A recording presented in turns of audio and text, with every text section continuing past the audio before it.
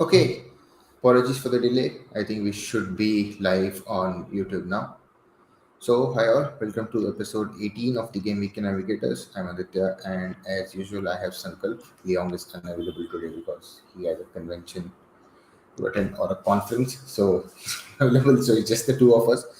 But to make things a bit interesting, Sankalp has decided to wildcard, so we at least have something to talk on rather than looking back at the miserable game week 5. So let's just jump in straight into our talking point. So we'll just basically start again as usual, looking at the transfer trends.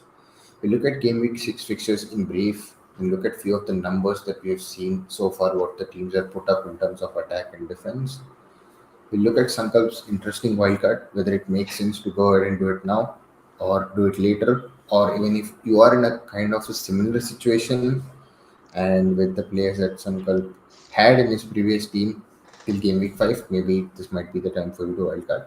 Then obviously we look at some of the dilemmas, not a lot, but some of the important ones. Obviously captaincy and our first themes. So so before we go to transfer trends, just briefly, Sankalp, how was game week 5? I know it was miserable, but how bad was it? A massacre. I took a hit, a wrong week to take a hit, and I was getting into the game week thinking I'll not make any transfer. I'll save my transfer, but then I got to know that Isaac will be benched, and I did not have enough players, which was correct as well. So I decided to do Isaac to Jesus, and then I thought, triple Arsenal attack does not look good against Everton. It's a bit too, optimist. So I decided to sell Martinelli. I had enough money to go to Sun. On paper, fairly good moves, right? I captained Sun like a lot of people. I thought, hey, why not take that option? And I ended with 26 points with a hit. That means on an average, it went down to 22, and I see that average is still 44 points, right? So I was 50% of average. I think this is the worst game week I've ever had.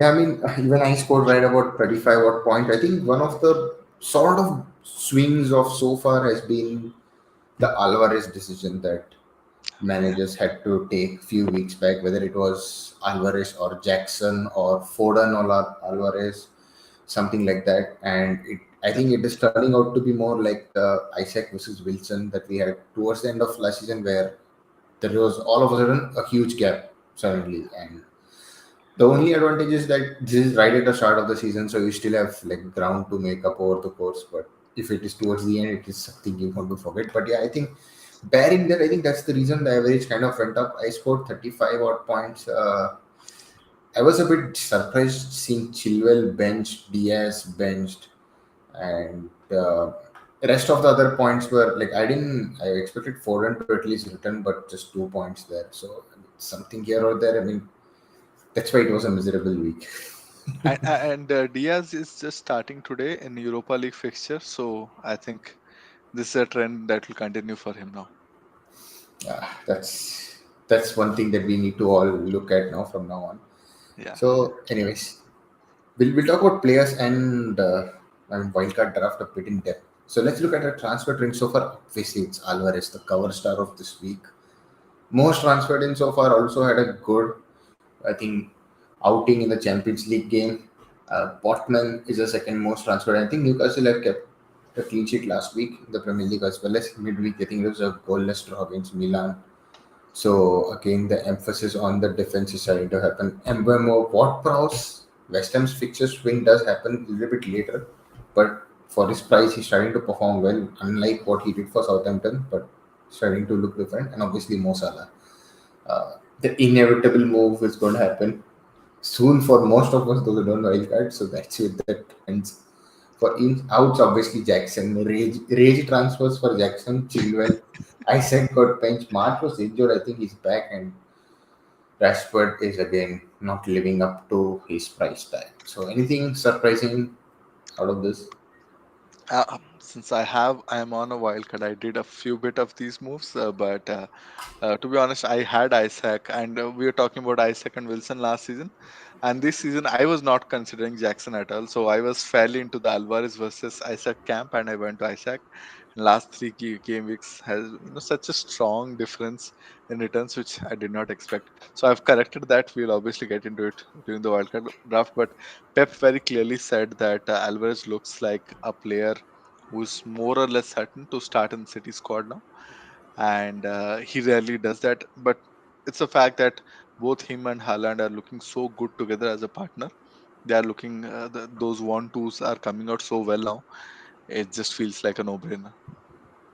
Yeah, I think a bit of their attack is kind of thin at the moment, so that's the reason Alvarez is like not a bad option even for long run. I think we'll talk a bit on that later. Let's look at game week 6 fixtures. There is a question also in the chat we will cover up once we do this. It will make sense for us to get at. So we have Palace, Fulham, Luton, Wolves, City, Forest, Brentford, Everton, Burnley, United, Arsenal against Spurs, Brighton against Bournemouth, Chelsea, Villa, Liverpool, West Ham, Sheffield, Newcastle. So there are a couple of games wherein you expect the players that you manage to keep to get something out. Bearing obviously the probably the biggest game of this week is the North London derby, that's Arsenal against Spurs. So any of the fixtures bearing that one, I know you'll talk a lot about Arsenal and Spurs, but any other fixtures? I mean, any other game that has caught your eye? You I have some think players. swing fixtures, right? A lot of people are still hoping on a Burnley United, resurgence against Burnley. They're hoping for a similar haul for Rashford, like Sun did 3 weeks back, Rashford or Holland. And I saw some of the match yesterday for Bayern Munich versus United. I think Holland does look like an interesting player.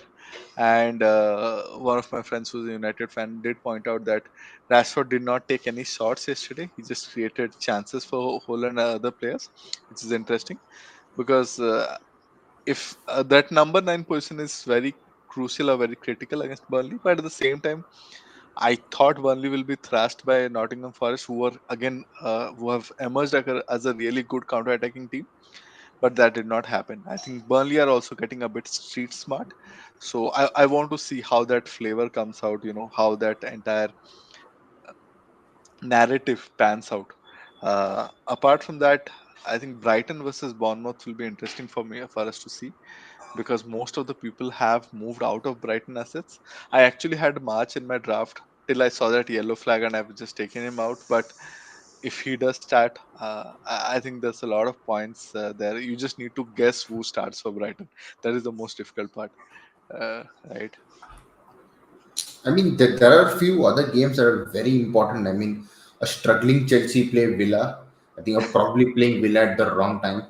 And Yeah, Moyes goes to Anfield, and West Ham are a very bogey team. They all of a sudden they'll come and they'll surprise you.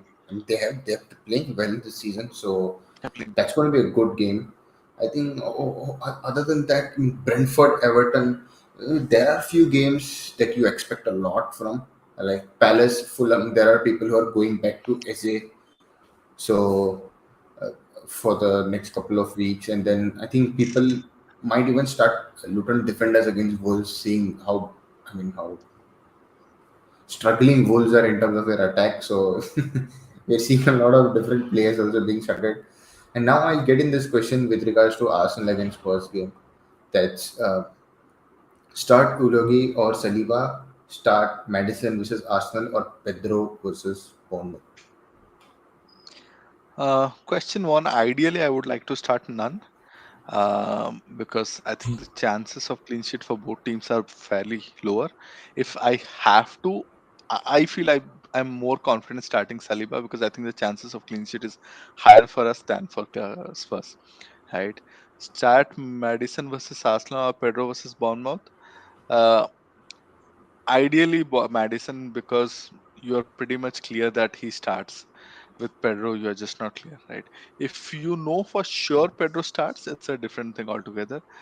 I would take that risk because a lot of people are on Madison, right? I think there's a lot of scope for someone who's going something like we're just talking about Brighton versus Bournemouth, right? So if you can guess who starts, or if you know by any chance who starts, I think there's a lot of haul potential from Brighton, especially this being a home game, and I would take my chances.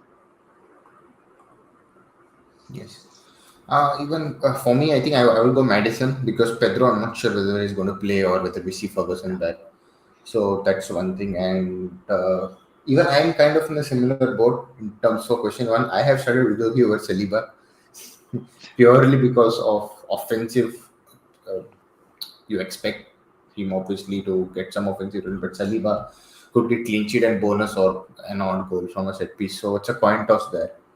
And so that's the thing. So pretty confusing there. I think we're done with looking at the fixtures in brief. So let's look at some of the stats that we have. So let's go on to the attacking stats. I think the ticker has not changed, but I'll let Sankalp take us through this section. Yeah, I think the idea for me was before we segue into the wildcard draft, right? Just see how the teams are now doing, right? And how is this ticker sorted? I forgot which metric have we used for sorting it. So the beauty is that it's not sorted. Ah, perfect. Okay. So, primarily, I think the way the stats are looking, Brighton is still looking really strong as a unit, and this is something I wanted to touch upon because a lot of guys are still very low on Brighton assets. I'm not sure why. People have sold off Mitoma, people have sold off March. March makes sense. There was some injury scare. Mitoma has started, I think, more or less every match so far in Premier League, and unless we see something dramatic happening in Europa, it feels like he has more or less cemented his position, right? So they have just got a Barcelona young player, who people are speculating might start sometime soon, but I don't think it's going to happen immediately because even the player has not played a lot for Barcelona, right? So it'll take some time. So Brighton looks like a team who's creating a lot of chances, and ideally, it's something interesting for us to note because most of us are without Brighton assets now when it comes to the attacking side of things, right? City is still doing a lot very well, and that's where the entire point of going double up on City attack or triple up has started coming on, where people have now Alvarez or Foden or Alvarez plus Foden because only Haaland is not enough. And it makes sense because I think City are slowly gelling so well as a unit because I think the first couple of matches they did not create a lot of chances. They were just taking some of the chances, but over the last couple of games, I think they're slowly stepping up the gear. I think we were so lucky as non-Haaland captainers. He missed five big chances and just converted one, right, which is extremely rare. So you just have to take a bit of the luck there, and that's where. So now it comes down to Salah, right? Spurs and Liverpool. Uh, on wildcard, I was trying to get out of Spurs primarily because the two games which are there. But overall, I feel Spurs look really good attacking side. They're creating a lot of opportunities, and Ange ball is already rolling, right? But Liverpool are now someone that I'm fairly happy to see because the Salah factor is back now. The Salah factor is back now, and it seems that we cannot do away without Salah anymore. Primarily because most of our punts in the mid-price bracket is not working out, right? Yeah, I mean the advantage of what is happening so far is that most of us, those are not wildcard, at least have about one in the bank still. So there is a possibility, or there are ways to get in Haaland and Salah and still have a good team of informed players, and with so much of 7 price forwards also like playing, like Alvarez for example, like I think he's 6.9, then you have a couple of other forwards who are just maybe 7 ish, and then you have the 7.5 million bracket midfielders. So the Salah inclusion is going to start very soon. I think people are just waiting for game week 9. I think post game week 9 or game week 8, when Yeah, majority of the next wave of managers pool wildcard, I think it's going to be all the Mo Salah in draft, then no Salah. So I think that's going to happen. So That's the only thing so far. And attacking numbers, as you said, right, this is not sorted. But The even if you sorted by see goals. The sorted by sorted by goals, goals. I can't really. Yeah, it's right in the middle actually. That's the odd thing. Shouldn't be the first. But if you see the amount of uh, goal attempts, right? Yeah. Like Tottenham are 101. Then we have, I think, City Brighton with at 97. Brighton with 93, City with 97, Liverpool with 81. I think Arsenal, Villa, and United are all close to the 80 mark. Yeah. Yeah. So Yeah. the as reliable teams are there, but some of the teams are not, scoring a lot. Yeah. The issue with Brighton is while they remain very top, right, it's very difficult to know who's the guy who's going to attempt shots, right? And that's where I think the ownership is fairly low. But if you see someone who's starting regularly, and someone like Mitoma or March who are around 6.5 million, I would really go there. Right? It feels not so good. It feels not good not to be there. Of course, the fixture swing is there with Game Week 10, and I think a lot of these players will come back in when people go for the popular wildcard template. Uh, but it does make sense to try out opportunities. For example, this week we have Brighton facing Bournemouth at home. It feels like a lost opportunity. If you are there on wildcard, it feels like a opportunity that you can go for at least. I mean, that's the advantage, right? If you're going to wildcard, you're going to attack Yeah, while the others play conservative till they want to attack. So that that's the so whatever points you've lost, you need to gain. So I think we'll come to your wildcard a bit later. So let's look at the defensive stats, and then I think it will be wildcard. So let's look at the defensive numbers. And one team that has been disappointing me so far, obviously, that's United. We are not defensively looking that astute. We are looking very shaky. And right, I think if you see here, right, Fulham have kept two clean sheets. That's the reason Leno is looking like a very good pick throughout the course of the season. And I'm pretty sure it's Arevalo Leno combination, and that's going to be there in a wildcard draft. And that's the reason I'm looking to ship out Onana. So if we come to my team also, there's a lot of other things there. City defenders, Newcastle defenders, and any other defensive, I mean, players you're going to pick bearing these two sides. so. I feel now pretty good about Arsenal, especially because Raya has now come in, right? As the goalkeeper, he started yesterday in Champions League match as well. I'm not 100% sure that he starts again, but I'm 80% confident that he's the guy who's now going to continue rolling from here. So he's a bit, he's a better shot stopper for sure. And at least yesterday as well as in the Everton match, both the matches I think Arsenal are fairly solid defensively. And while the fixtures are a bit tricky, but it's all about the entry point. You enter this week or you enter the next week when we face Bournemouth away, and then you roll off from there. Because one stat I saw since last week, Arsenal are the best attacking side, the best defensive side when it comes to away matches by a mile. I think Arsenal have like 14 clean sheets, and the next best was City with 7. So that is the difference when it comes to away matches. So it, it feels good, and the fact that we are adding a new goalkeeper now, who's supposed to be a great shot stopper, makes me feel that Gabriel gang, people left all that Gabriel gang, but Gabriel, Zinchenko, I think there are more options which can come up. People are also considering Raya now, especially people on wildcard. I had a lot of discussions with people who are on a wildcard like me, and uh, quite a few people are flirting with the idea of starting with Raya. So these are some of the, I think, additional names that we can go for. Obviously, people are now going to go for double, triple Newcastle defense. I've seen double, I've seen triple as well, but makes sense given the fixture swing and the fact that from a metrics point of view, you see them they are still fourth in the list, and they did not have a very easy fixture ticker. They had a tough fixture ticker, and they're still fourth on the list. So Chelsea, while the numbers are there, very difficult to trust because I think the system still needs gelling. So, in my mind, if I can, I would definitely love that City, Arsenal, Newcastle defense. But if I cannot, at least I think City and Newcastle with the fairly better fixtures are someone that I'm looking to jump on. Right?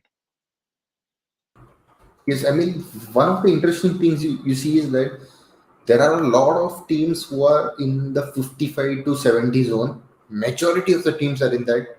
Otherwise, we should distinctly see three brackets, like few teams that concede the least shots, lot of teams concede the most, and very few in the middle. But now we have everyone in the middle, more or less, Yeah, and there's like one, two teams at the top and one, two teams at the bottom. So probably the longevity of the game, in the sense games going to about 96 minutes is bare minimum. So I think 110 minutes we see that every game going to about, that is probably increasing the amount of shots they are facing, and we are seeing a lot of goals going, late goals or goals that change the course yeah. of the game. So And one thing funny I found about Fulham is while they are worst currently when it comes to XC conceded, right? If you look at the number of goals attempts they have conceded, if you look at the number of goals attempts in box, they're still in the middle. It's just that they've conceded a lot of big chances, right? And that's what they're hurting. I think with Paulina coming back, Tim Ream coming back, there's a chance that they get stable, and it's all about managing the kind of chances you can take. Because we saw it with Raya last season. Brentford considered a lot of his shots, but these were all low XG shots that gave Raya a lot of saves and runs from. And Leno is a similar sort of purpose, just that if they can start reducing the quality of chances they concede and make it a bit less risky, Leno can come out as a very strong option because they're not conceding a lot of shots. I mean, that's how you expect, right? The mid-price keepers to get more points. Is you need to expect them to concede more shots so that they make more saves. So Yeah, that's and how hope it for a works. clean sheet. Yeah, and then hope for a clean sheet. So then you get three bonus as well Yeah, somehow. Okay, I think we are done with this. Let's go on to probably the most interesting topic that we have is Sankalp's wildcard draft. yeah. And I'll leave it up to you. Yeah, so overall, like we discussed, so my rank is I think tanked severely. I did not pay heed to rank because generally you don't look at rank this early, but I just realized that hey, I'm reaching close to 6 million in rank. That seems like extremely low, not where I started, where I thought I would be. And at the same time, I think there's a bit of a gap which has already come up. I think I'm 50 or 60 points behind 1 million, and I'm sure almost 100 points behind people in 100k, right? And that's where your ambitions are, right? You start playing the game thinking, hey, I'll be doing something around 50k, 20k, 30k, something like that, right? So the gap is too wide. Generally, I'm not comfortable with more than 50 points gap from where I want to be. At the moment it starts getting past that, I think, hey, my warning bell start ringing. So people are thinking, I see a lot of comments saying, hey, it's a knee jerk reaction. It's not. It's primarily where you are and where you want to be, right? So I didn't start this season thinking I want to be 1 million. If I started this season thinking I want to be 1 million, even then 60 points is the gap already, and that's where my warning bells start ringing, right? So once you decide that, hey, things look a bit grim, I want to change things, what do you do? My general philosophy about wildcard is go secure in your captaincy and go wild in your wildcard, right? So I have done a couple of differential captains. Now I know for the next 5 or 6 weeks it's going to be Haaland, boring Haaland. But I have been able to create a differential enough team to hope that if they click, they will still give me enough gains for me not to worry about the captaincy chip at all, right? And a couple of things I wanted to correct is one, get Alvarez in. I had Foden in my draft prior to this, so I got him out. I got Alvarez in. Uh, I wanted a cheap third striker to balance things out. Edward is coming out as a really strong option. Right, he's I think third in the number of shots that he has attempted among all strikers. And Crystal Palace are taking a lot of shots. The goal attempts is still 75, which is fairly strong. They are close to United, Arsenal, territory even in the number of opportunities they are creating as well as trying. And while Edward has not been consistent, I'm looking at him as that. him and fifth midfielder, someone coming in. So if you look at my team currently, Diaby is my fifth midfielder. He's going to be the guy who's going to start more.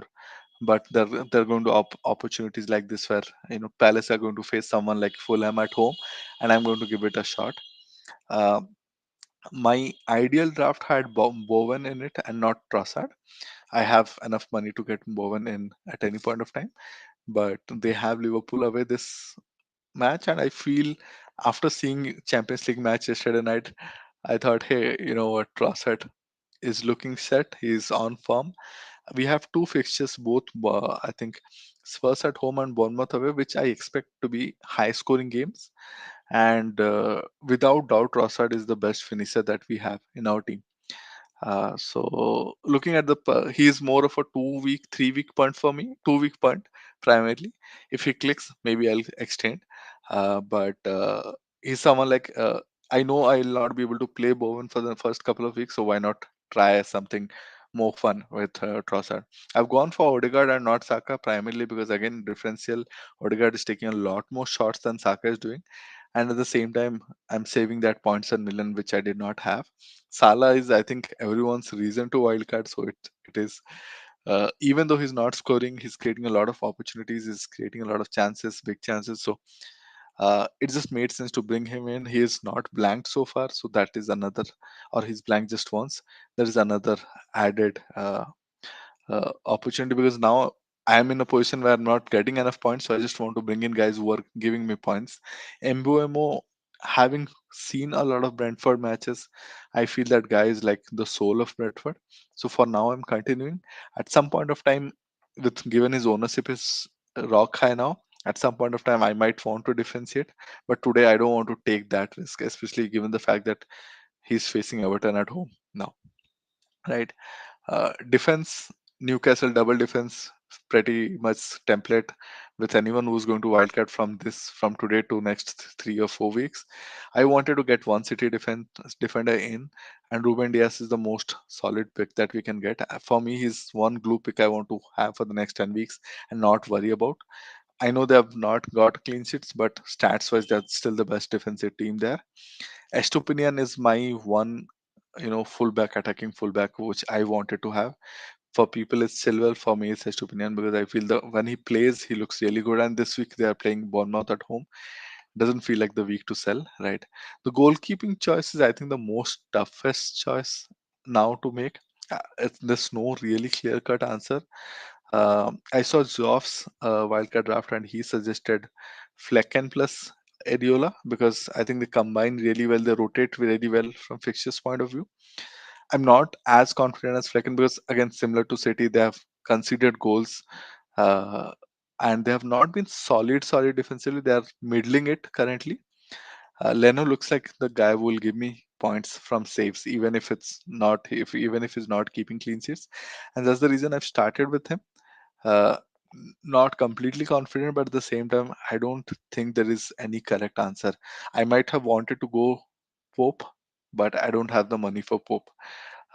He's the only guy who I feel looks like a better answer to me when it comes to goalkeepers.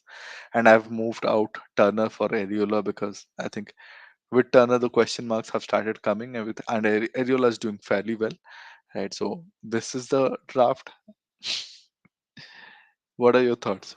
Yeah, I mean, it's a very interesting draft. I mean, in terms of defense, I wouldn't say anything different. It's pretty much what you need to do based on the fixtures. So those five defenders are perfectly fine. The only thing is that even the attack makes sense. Alvarez Haaland is like more or less at the moment it's like a must based on their form. And Edward, we were talking about Edward maybe right pre game week one during the preseason time when we had put up the forwards video. We were very much saying that Edward might be someone to look at maybe purely because Hodgson he just loves him and more or less he always plays. Yeah, So under Patrick Vieira, what we used to see more of Mateta playing. He used to be exactly. very much inconsistent in terms of predicting their forward. But now we're very clear that it's Edward and he always a high potential player. So I think he's playing well. The only thing is that you have Odegaard instead of Saka. That's probably because you want to cut costs and Yeah, I yeah, mean, that's your point of view that you expect. him to get more points purely because he's having more offensive attempts. And Trossard is a punt, so for the next 2 weeks. The only scary thing is that not scary, but you don't have a Spurs midfielder because currently, if I see, Madison is the fourth most owned midfielder with around 31 odd percent. Then, then I think we have Rashford at around 33, just above him. I think those are the two only like sort of template picks who are missing. Like Rashford also is a separate dilemma because he's not returning, so that's something you Yeah. can keep aside. But With Madison, it's a planned transfer. At some point of time, I will do Odegaard to Madison is my thought, right? Especially given the fact that after 2 weeks, I think Spurs fixtures again look good, and I have enough money in the bank to just make that transfer, right? You save some money and you make the transfer. But these 2 weeks, I felt like I need to have a Arsenal attacker over a Spurs attacker, and this was prior to Champions League match. Odegaard was already in my team, primarily because from price point of view, he was the guy who was coming in. The same time, I feel he's the guy that we constantly overlook because it's very difficult. He takes a lot of low XG shots, right? He arrives in deep. He comes in. He plays a bit deeper, then runs in from deep, and then takes his opportunities. It's very difficult to predict his returns. You feel more comfortable going with Saka because you know he always creates a lot of opportunities, and somehow he keeps getting involved in goals.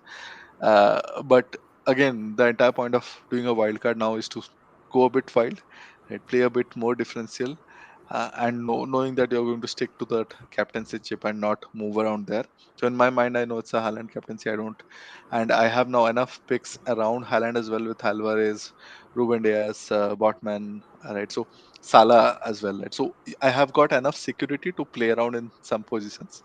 uh, Madison is a punt. I'm just hoping that next 2 weeks I'm able to suppress him well. With Rashford, I think the entire point of wildcard is going for picks, right? Getting out of the picks who are not working, right? Rashford is clearly not working as of today for me. Maybe he will things will change, but now I'm willing to wait and watch. People, I think a lot of eyes are there on the Burnley match, right? And I also want to see who. I don't think this season I'll go for double United attacker. It'll be a single one. I also want to see how Holland comes out as an option because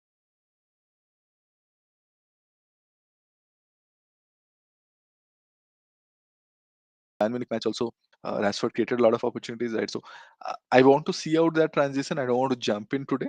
I know I'll miss out on some points, but at the same time, I don't think these will be 5-0, 6-0 matches or 4-0 kind of a games that I'll miss out on a lot of points. Right, so some risks that you have to take. I'm a bit more edgy about Madison risk than about Rashford risk, even though I know at least for the Burnley match, Rashford would ideally would return. But over the next 2-3 matches, I'm more comfortable not having Rashford than the Madison part. I mean, I agree with that. And I did say last week that Rasmus Højlund will become at some point of time he will become the sort of ideal option from United based on the price bracket and the position he's in. Yeah, So the only thing is that why have gone? I mean, Edward. We spoke about Edward, but why have not gone for Morris? Because I think game week 7 also is. I mean, in terms of paper wise, uh, they play what they play Wolves in game week 6 and Everton and Burnley in game week 7, right? So you could possibly have a player that plays double in 7. I mean, worst case scenario, he'll get a 4 pointer, and then you can ship him out for someone else. Why not Morris? it just feels like known transfer that will go out. I know for sure I'll sip him out, right? And previous experiences of having seen those Watford attackers, and right, so I don't want to get into it. I don't trust Morris enough. Maybe he'll score one goal and he'll get 6 or 7 points, and that's fine. It will not be something that will hurt me, but I don't want to use that transfer again because I know I'll have to. Right, Kabori looks is the guy that I picked from that team currently because he's creating a lot of opportunities. I'm not even sure whether I'll play him that week, but maybe I will because he has a double game week. But feels fairly similar. The floor is 4 points, the ceiling is you don't know, maybe 6 or 7 points. So it made sense to go for the cheaper player, 4 million defender. I will be okay not playing him, but with Morris, I know I'll have to move him out. Yeah, I agree. We all got burnt. I mean, that's the Watford year of King and triple captain and all the other things. Anyways, we're done with this wildcard draft. Let's go on to the next one. That's dilemmas of this week. We'll just briefly go on each one of them. We'll just wrap up this episode in 10 odd minutes. Let's not take a lot of time. So, Trossard a viable option, I think you did cover. So, based on his Yeah. current form and the next two fixtures. Yeah, from what we have read, is Martinelli can be out for up to 5 weeks, but we still don't have an official confirmation. So I'm still waiting for it in case you had news that hey, Martinelli can be back within a week or two. Then I think it's too short a time to go for someone like Trossard. But if you feel that there is an opportunity where he can play for the next 5 or 6 weeks, given his price point, I think it's a good way to start. At least the next 2 weeks we know look fairly good attacking point of view, right? And he's a very good finisher. Next is Chilwell dilemma. Sell or hold. I have Chilwell, so even I am like kind of confused here.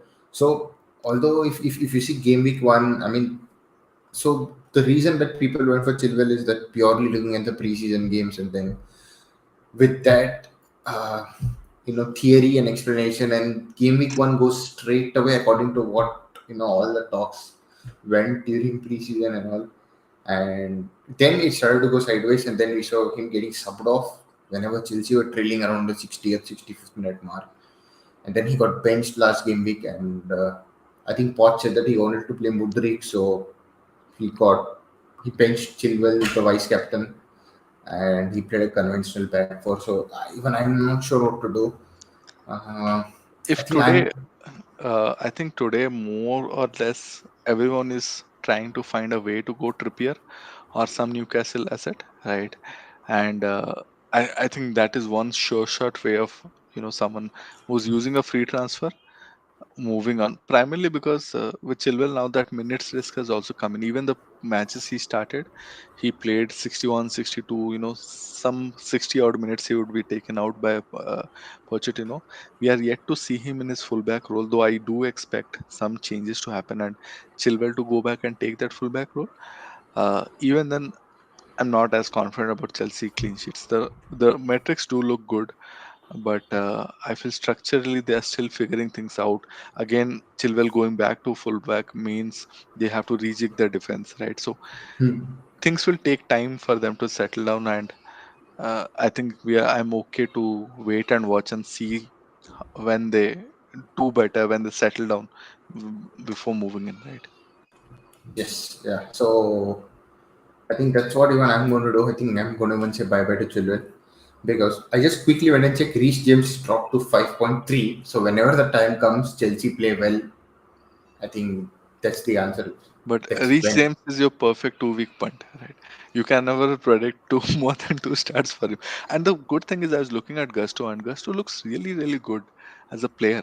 I'm not as confident that Reece James just comes in and takes his place because Gusto looks fairly well balanced as a player. Something we had read about in the preseason, but now watching the matches, I feel like there's a possibility that James has to fight for a position because Gusto looks more balanced as a asset, right? He can give you both attack as well as defense, and lot of options or opportunities on the field, which James does not give. He is obviously a top talent, but given the fact that the stability of fitness and everything is there, and Gusto has played a lot more matches now already, there's a possibility that you might have to wait and watch how that thing figure plays out for Chelsea.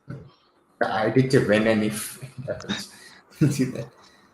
Okay, next is Newcastle's defensive assets. Who are the best? I think your wildcard pretty much gave the answer. So it's Botman. I think Botman, Share, Burn, and Trippier. I think. Yeah, those are the four top players. I think from a price point of view, Botman is the best place to start with. Something we were discussing preseason as well. It made no sense for Botman to start at 4.5, and he's still around that. Apart from that, we have Burn at 4.5, which I have gone for primarily from a price point of view. I feel like Scar is a good asset at 5 million. You are fairly comfortable knowing he starts.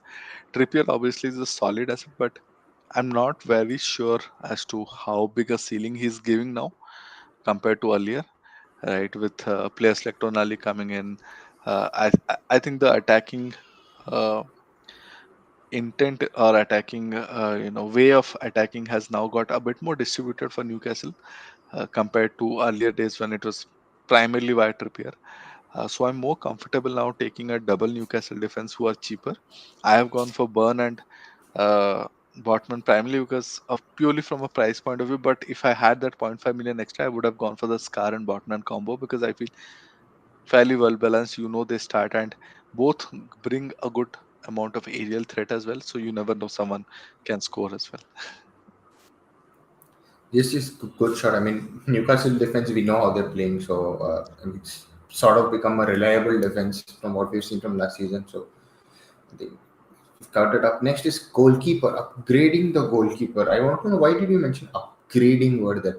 Now, I am looking to downgrade from Onana. You mentioned upgrade. So, I didn't think from a price point of view, right? I was thinking purely from a Pickford point of view because I'm a Pickford owner. Like I need to upgrade.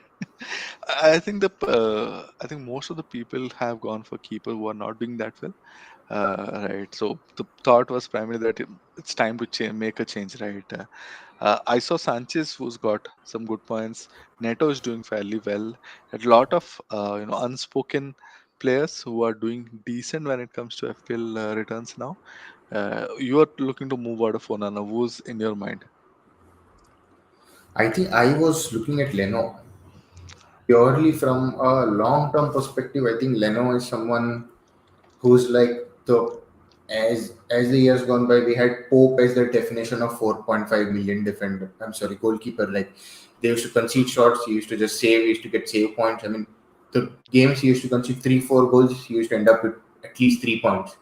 So that's what you expect. You don't expect a lot of clean sheets now, and with no games going that long. But obviously, I think when I'm looking to wildcard, I think post game week 8-9, I think Neto and Areola start becoming like a better pair towards that point of time. So I think it's you pick and choose who you want in that price bracket, but you don't really expect a lot. I think once you touch the 5 million mark is where the actual expectation begins. Sorry, begins. But I think 4.5, 4.6, if you get 3 points or 2 points every week, I think you should be satisfied. True, true, makes sense. Next, we have teams to target. I think we covered it already in the Yeah, so first. so we did speak about that previously. We'll add the timestamp, so if anybody has missed it, can go back and take a look at it. Next Yeah, is, when do we get in Salah? today if you can, right? If you can, and I think Salah is going to be the main driving, especially if the logo game week continues. If we have Arsenal and United midfielders not giving you returns, right? I think it's just a matter of when you can, right? It's just a matter of when you can get that money sorted because he's looking pretty much in form. Yes, he's playing wider. He's not getting a lot of opportunities to score, but at the same time, Liverpool are creating a lot of opportunities, and Trent is injured. Salah is looking like one of the major creative forces for them. Right? So he's a guy who's giving us points. So at some point of time, you just have to consider you have to look beyond ROI, right? You have to look at people who give you points. What will you do with money in the bank? And this week I think looks a very good entry point, but almost I feel like every week after this looks like a good entry point. It's just a matter of when and how you can manage that money required to buy him in. Yeah, I mean, sorry, Liverpool play West Ham, then they play Spurs and Brighton. So I think more or less the bandwagon will start in game week 9. I think that's the time where people will wildcard. Or I think it's as simple as that. Whenever people hit the wildcard, they're going to get in Salah. So Yeah, that's going to be like the without straightforward answer, because you at least need to make 2 moves to get him in, and that will be very difficult for most of the managers to do. So yeah, makes sense. I think last but not least, we have striker option. That's Alvarez and Edward. And I think we did speak a bit on We did this. speak about these two people, but I think a couple of more names. We obviously spoke about Holland, but one player that I also wanted to speak about was Wilson. I really wanted to see if I can get him in. I just didn't have enough money, and I went for Alvarez over Wilson. But he's looking again. Newcastle fixtures are looking solid. Whenever new Wilson starts, he kind of scores or gets involved somewhere. And the way over the last two matches, I think has given us good opportunity to understand how he wants to attack Champions League versus Premier League. So more or less, I think Isaac played 90 minutes for Newcastle in the Champions League match against Milan, and Wilson did not come in.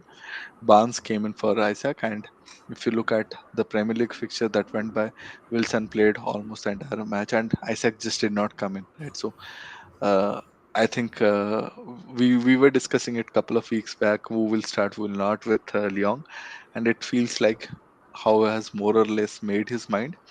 If he's a starter, and given the fixtures that Newcastle have, Wilson is someone that you should consider because such a fabulous finisher. Right, as long as he's fit, he'll give you points. As long as he's fit, I think that's the most important three words there. He is fit if you say forward, so whatever, 4 5 words. Yeah. We know how you know his caliber of finishing is very high. So if he's in that zone, he's going to score. So we've seen it last season towards the end, right? Just few minutes here and there, he would come up with the second half and go with double digit hole. So that speaks itself. Okay, so we're done with dilemmas for this week. There may be a couple of other dilemmas with regards to United assets. Yeah, So I would probably say hold is unless you're going to raise transfer or you're going to look at getting something like Salah and all. You can pick and choose what you want, but I mean for United, I think we only play sort of Man City somewhere in the middle. That's in game week 10. But other than that, I think there are a few tough games like Palace, Brentford are not easy games for United. Always pokey teams. We always struggle against them.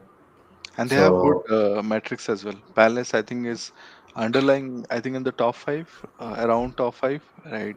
Brentford is always a tough defensive team to break down, right? And that's the reason I'm thinking, even if you have United players, maybe you hold for the Burnley match, right? And try and see if you get out more points. But once you've got those points, don't get greedy. I think next week look for a transition out.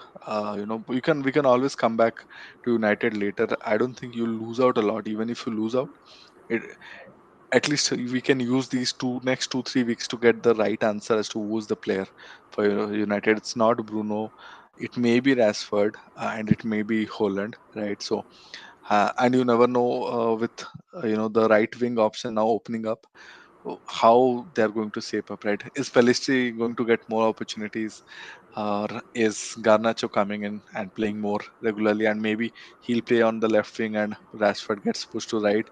So I think there is a fair bit of restructuring that Ten Hag will be doing over the next 3 4 matches. It does make sense to have a look at it and then go back in again. Obviously, you have to go back in again at some point of time. yeah, so in terms of right wing, I mean I'm not sure, but we may see Mount play there once he's back. I'm not sure. We'll see what he's going to do. Okay, that's enough for now. Let's look at the captaincy picks. It's a very short list. I think we should I think skip discussing this unless we find a week where It makes sense. he's not the standout option. You get the Exactly. others. Otherwise, it is like Yeah, yeah. Yeah, I find it very difficult to think of an alternative to Haaland this week. Even Alvarez, he gives you points, but you don't think he gives you 12 points for 15 points, right? Which Haaland does. And even in the last match when Alvarez played really well, gave a lot of points, you had Haaland with six big chances.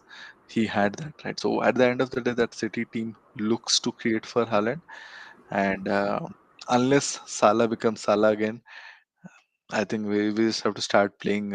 We have to stop thinking about that chip. Right? Just play a bit more differential in your squad, take a bit more risk in the team, but play your captaincy chip more or less on the main man. yes. pretty much done with captaincy. We look at my team because Sankalp is anyways wildcarding and we did discuss about that. So this is my team at the moment. I have Nana, Chilwell, Estupinian. I mean, for now, nothing is. I have two transfers and I'm still deciding what to do. So there are like, if I had to transfer out, there are probably arguably say four players who I would like to ship out. Maybe Onana, but I may keep him purely because of the fixtures and just hope for the best. Chilwell, Luis Diaz, and Jackson are the three people.